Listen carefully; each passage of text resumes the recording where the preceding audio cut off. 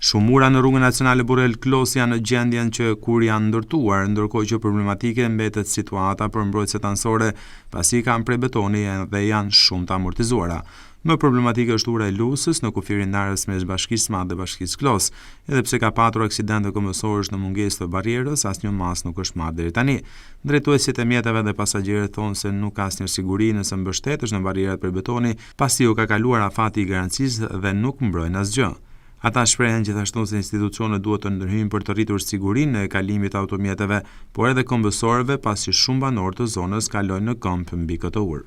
Çdo gjë metalike është më e mirë se sa bordurat e betonit.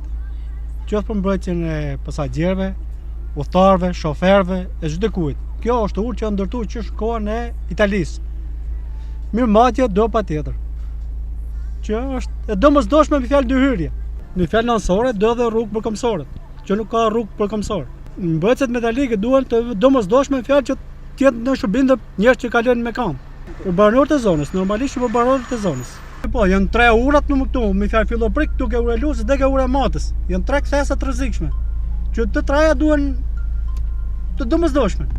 Ndërhyrje. Tim që duhet ketë mbrojtëse metalike. Si rrezikohet, nëse do dalin nga rruga, do të përfundojmë rrugë. Rrezikohet se është edhe kthesa e vështirë. Nëse nuk do të ketë, shifet duket se tregojnë vetë aksidentet që janë bërë dhe kjo vetëm sa ka formën se i ka mbaruar të vet ajo si mbrojtëse. Situata është shqetësuese prej disa vitesh në urën e Lusës, por deri tani apeli banorëve dhe drejtuesve të automjeteve ka rënë në vesh të shurdhur.